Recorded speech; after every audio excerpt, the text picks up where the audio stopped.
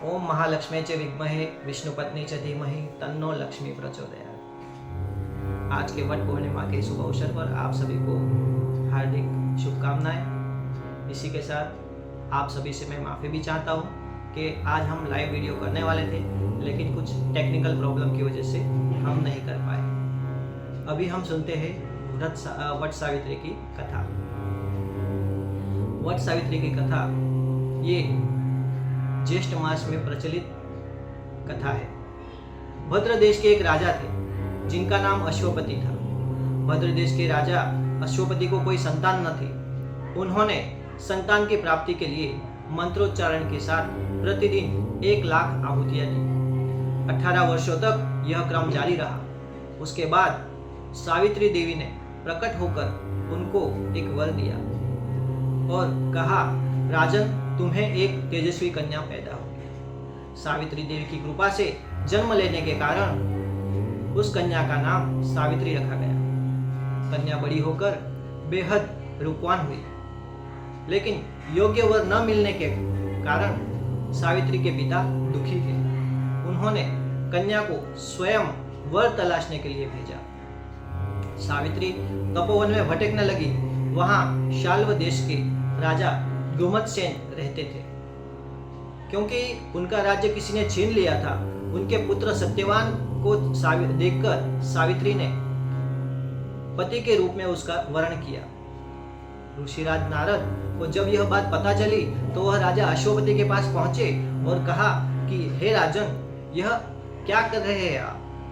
सत्यवान सद्गुणी है, धर्मात्मा है, गुणवान है, बलवान है, पर उसकी आयु बहुत छोटी है। वह अल्प आयु है। 1 वर्ष के बाद उसकी मृत्यु हो जाएगी। ऋषिराज नारद की बात सुनकर राजा अश्वपति घोर चिंता में डूब गए। सावित्री ने उनसे कारण पूछा तो राजा ने कहा, पुत्री, तुमने जिस राजकुमार को अपने वर के रूप में चुना है वह अल्प आयु है।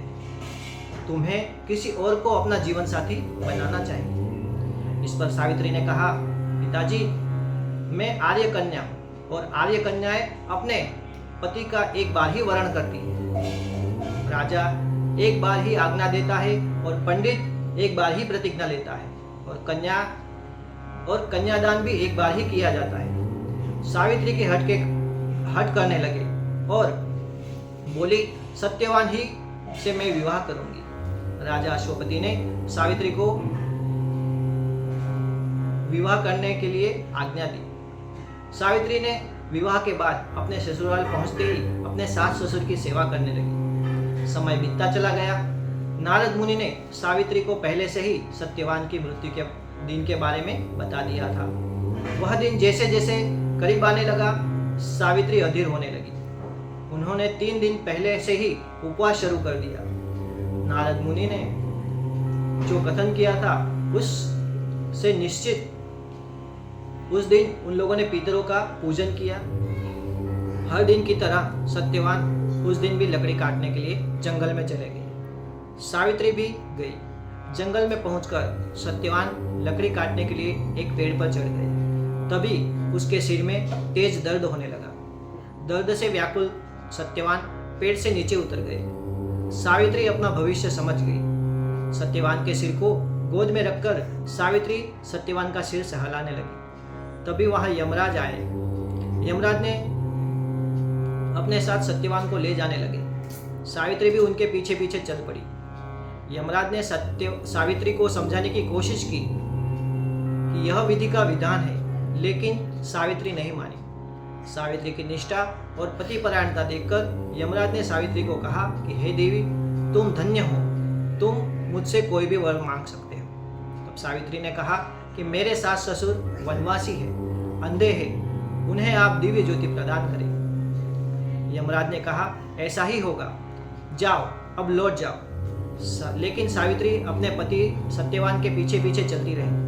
यमराज ने कहा, देवी, तुम वापस जाओ। सावित्री ने कहा, भगवान, मुझे अपने पति देव के पीछे चलने में कोई परेशानी नहीं। पति के पीछे चलना मेरा कर्तव्य है। यह सुनकर उन्होंने फिर से एक वर मांगने के लिए कहा। तब सावित्री बोली, हमारे ससुर का राज्य छिन गया है, उसे पुनः वापस दिला दे। यमराज ने सावित्री को यह वरदान भी दे दिया और कहा, अब तुम लौट जाओ। सावित्री फिर भी उनके पीछे पीछे चलती रही।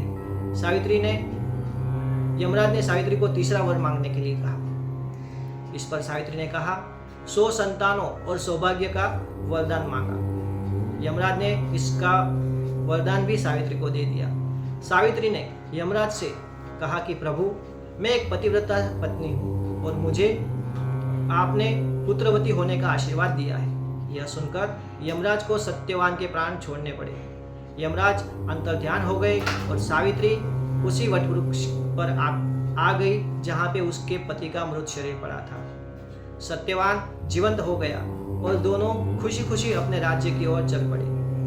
दोनों घर पहुंचे तो देखा कि माता और पिता की दिव्य ज्योति प्राप्त हो गई। इसी प्रकार सावित्री और सत्यवान चिरकाल तक राज्य सुख भोगते रहे।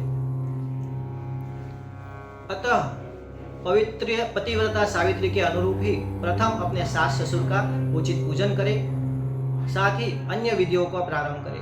वट सावित्री व्रत करने और इस कथा को सुनने से उपवास के वैवाहिक जीवन या साथी की आयु किसी प्रकार का कोई संकट आया है तो वो भी टल जाता है। सावित्री की पतिव्रता धर्म की कथा का सार यह है कि एकनिष्ठ पतिपरायणता स्त्रियां अपने पति को सभी दुखों और कष्टों से दूर रखने में समर्थ होती है। जिस प्रकार पतिव्रता धर्म के बल से सावित्री ने अपने पति सत्यवान को यमराज के बंधन से छुड़ा लिया, इतना ही नहीं, खोया हुआ राज्य तथा अंधे सास ससुर के नेत्र की ज्योति भी वापस दिला दी। उसी प्रकार महिलाओं को अपना गुरु केवल पति को ही मानना चाहिए। गुरु दीक्षा के चक्र में इधर उधर नहीं भटकना चाहिए। इसी के साथ ये वट सावित्री की कथा हम पूर्ण करते हैं। अभी छोटी सी हम आरती करते हैं, कर्पूर आरती। कर्पूर गौरम करुणावतारम संसार सारम भुजगेन्द्रहारम सदा वसंतम हृदयारविंदे भवं भवामी सहितं नमामि। मंगलम भगवान विष्णु मंगलम गरुड़ध्वज मंगलम पुंडरीकाक्ष मंगलायस्तनो हरि। सर्वमंगल मांगल्ये शिवे सर्वार्थ साधिके शरण्ये त्र्यंबके गौरी नारायणी नमस्तुते नारायणी नमस्तुते नारायणी नमस्तुते। कथा के बाद आपको जो कुछ भी दान दक्षिणा है आपके नजदीक के ब्राह्मण या पंडित जी को आप दे सकते हैं। अच्छा, मुझे आज्ञा दीजिए। आपका दिन शुभ हो।